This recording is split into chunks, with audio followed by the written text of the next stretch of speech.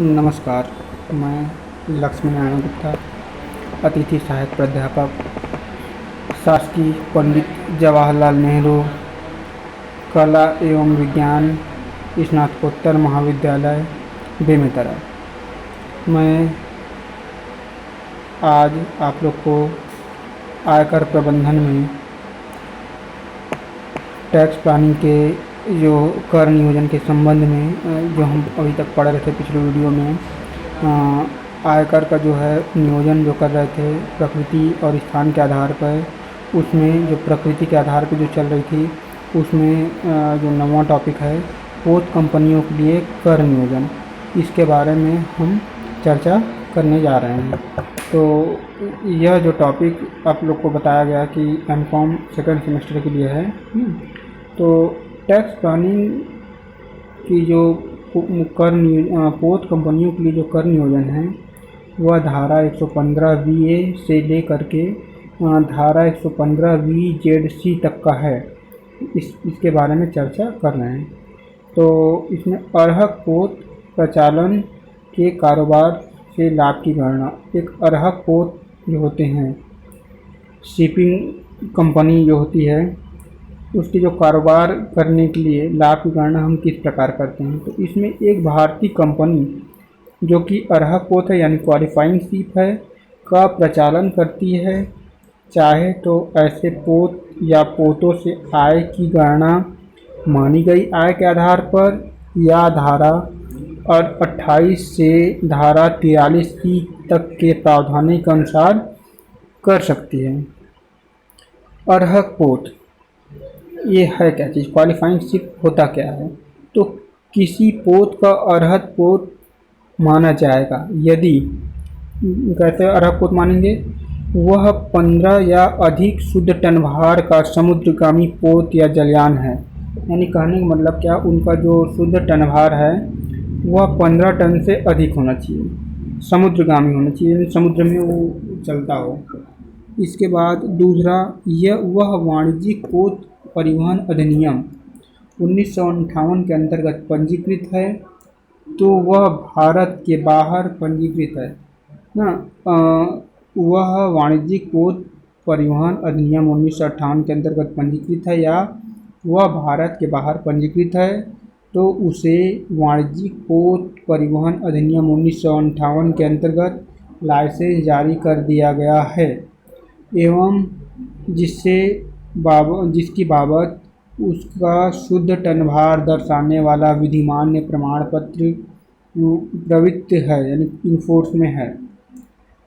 इसके बाद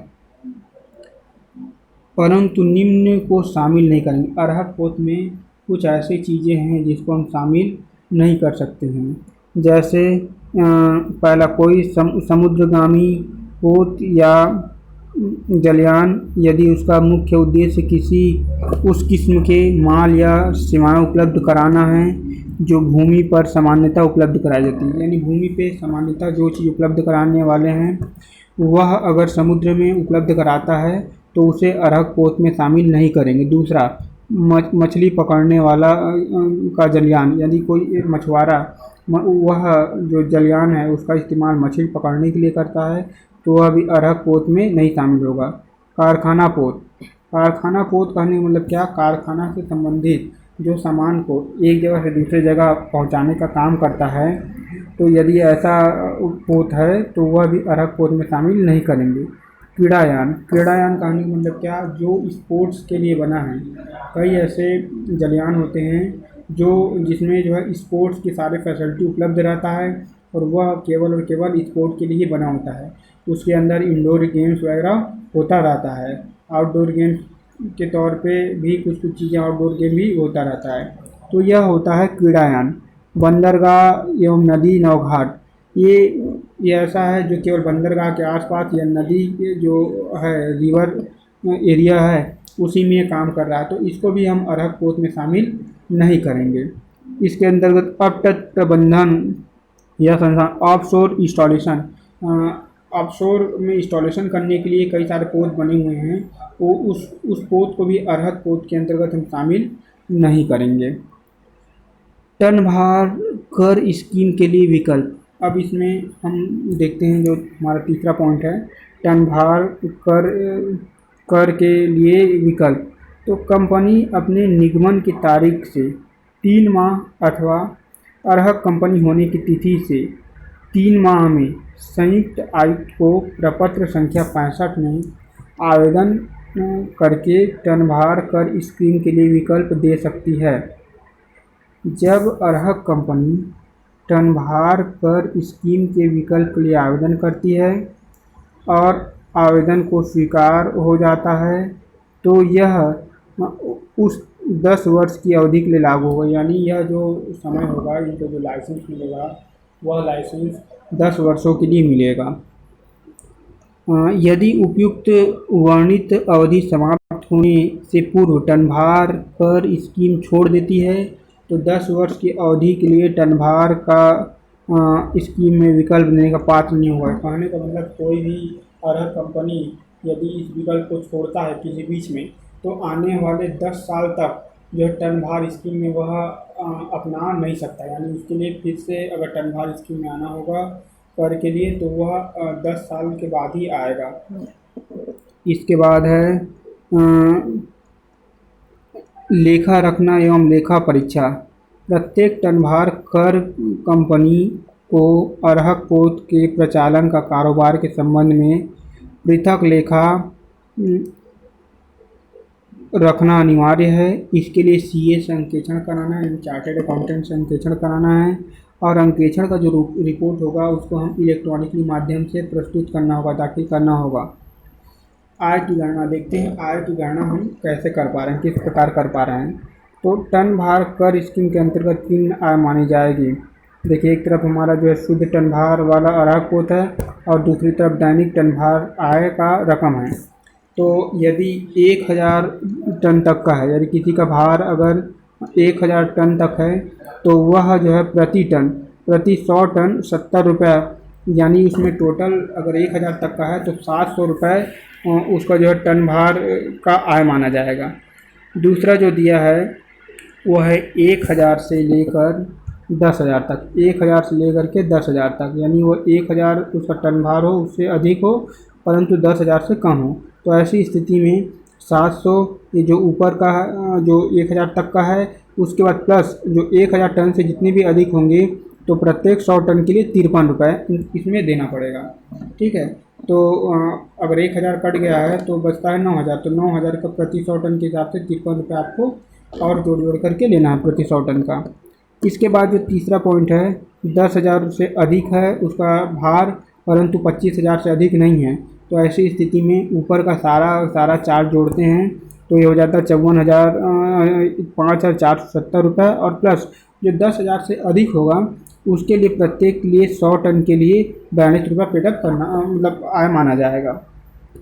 यदि वह अर्हक पोत जो है शुद्ध टन भार 25,000 टन से अधिक है, 25,000 टन से अधिक है, तो उसमें टोटल जो ऊपर का हिस्सा है 11,770 रुपये और प्लस 25,000 टन से जितना अधिक होता जाएगा प्रत्येक 100 टन के लिए 29 रुपये उसके जो है आय माना जाएगा। ठीक है, इसके बाद जो हमारा टन भार को पूर्णांकित करना होगा, यानी वो पैसे में नहीं आएगा। अब देखते हैं, यदि टनों में किलोग्राम हो तो इन्हें छोड़ दिया जाएगा, यानी अगर 100 टन और 100 टन होने के बाद फिर किलोग्राम में कुछ दिया तो उसको छोड़ देंगे। दूसरा है यदि टन भार 100 के गुणज में नहीं है तो अंतिम अंक 50 टन से अधिक है तो इसे अगले 100 तक बढ़ा दिया जाएगा। कहने का मतलब क्या है, अगर वह 50 क्विंटल है या 50 क्विंटल से ऊपर है तो उसे 1 टन जो है मान लिया जाएगा। इसके बाद उसको जो हम 1 टन जो है हम मान लेंगे। इसके बाद अगर 50 टन से कम है तो उसको हम छोड़ देंगे। यदि 100 टन के गुणज में नहीं है तो अगर 50 टन है तो 50 टन को हम 100 टन कर लेंगे और 50 टन से अगर कम है तो उसको छोड़ देंगे। दूसरा, अर्हक पोत की दैनिक टन भार से आय को निम्न से गुणा करके गत वर्ष की आय ज्ञात की जाएगी। पहला हमको दैनिक टन भार के आय पता चल गया तो उससे गत वर्ष में दिनों की संख्या कितने दिन का है यदि किसी कंपनी ने पोत अरहक पोत के रूप में गत वर्ष कुछ ही दिन की अवधि प्रचालित किया है तो उस अवधि में दिनों की संख्या से गुणा करेंगे। जब टन-भार कर कंपनी की टन-भार आय मानी गई आय के आधार पर निर्धारित की गई है तो निम्न प्रावधान लागू होंगे। कौन कौन से ऐसे प्रावधान हैं जो लागू होंगे? तो पहला, यह माना जाएगा कि धारा 30 से 40C के अंतर्गत गत वर्ष में संबंधित सभी कटौती योग्य खर्चों, हानियों एवं अन्य कटौतियों की कटौती दी गई है। दूसरा, ऐसी संपत्ति जो टन-भार कर कारोबार में काम ली गई है वह WDV मानकर निर्धारित की जाएगी। ह्रास की मांग की ली गई है तो उसे कटौती दे दी गई है। अरहक पोत प्रचालन का कारोबार से होने वाली हानि की पूर्ति नहीं की जा सकती है और नहीं ऐसी हानि को हम आगे ले जा सकते हैं। यानी इसमें ध्यान देना है कि हमारा अगर अरहक पोत के प्रचालन से कोई हानि होता है तो उसकी हानि को हम पूर्ति नहीं कर सकते, नहीं उसको हम आगे ले जा सकते हैं। जब किसी संपत्ति एसेट्स का टन-भार कारोबार में काम कर लिया गया है तो इसके अंतरण से होने वाले पूंजी लाभ की गणना धारा 45 से लेकर के 51 के प्रावधान के अनुसार की जाएगी। ऐसे लाभ अल्पकालीन पूंजी लाभ माना जाएगा। इसके बाद अरहक पोत प्रचालन के लाभ में से धारा 80C से 80U तक का कोई कटौती नहीं मिलेगा। यानी इसमें 80C से लेकर 80U तक का आपको कोई भी कटौती नहीं मिलेगा। टन-भार कर कंपनी टन-भार आय से संबंधित पुस्तक लाभ या हानि का न्यूनतम वैकल्पिक कर मैट पुस्तक लाभ की गणना में शामिल नहीं किया जाएगा। यानी मैट का विकल्प यहाँ पर प्रस्तुति नहीं देना है। टन-भार स्कीम को लागू होने की शर्तें कि कौन कौन से ऐसे शर्त हैं जिसके अंतर्गत जो है टन-भार स्कीम लागू होता है। तो पहला है टन-भार कर संचय खाते में अंतरण। पहला, संचय की मात्रा। तो प्रत्येक टन-भार कंपनी पुस्तक लाभ से कम 20% प्रति वर्ष संचय खाते में अंतरण करना होगा। दूसरा, संचय का उपयोग। जिस गत वर्ष में कोई राशि संचय खाते में अंतरित कर रही है तो उसे अगले 8 वर्ष तक इस राशि को अपने व्यापार के लिए नया पोत प्राप्त कर लेना चाहिए। जब तक यह नया पोत प्राप्त न कर लिया जाए तब तक यह राशि उसने अपने अरहक पोत कारोबार में ही प्रयोग करनी चाहिए। वर्जित उपयोग। यह बोल रहा है कि जो संचय की जो राशि है उसमें लाभांश नहीं बांटेंगे या लाभ नहीं बांटेंगे। यदि राशि लाभ के रूप में या कोई रूप में भारत से बाहर प्राप्त करने के लिए विदेश में नहीं भेजी जा सकती है। प्रशिक्षण देना। प्रत्येक टन-भार कर कंपनी को निर्धारित प्रशिक्षु अधिकारी को प्रशिक्षण देना होगा। तदनुसार प्रत्येक अरहक पोत में नियुक्त 10 कर्मचारी पर एक प्रशिक्षण अधिकारी देना होगा। मतलब कहने का मतलब क्या है कि अगर उस जो पोत है उसमें अगर 10 कर्मचारी काम कर रहा है तो उस पर एक प्रशिक्षु होना जरूरी है।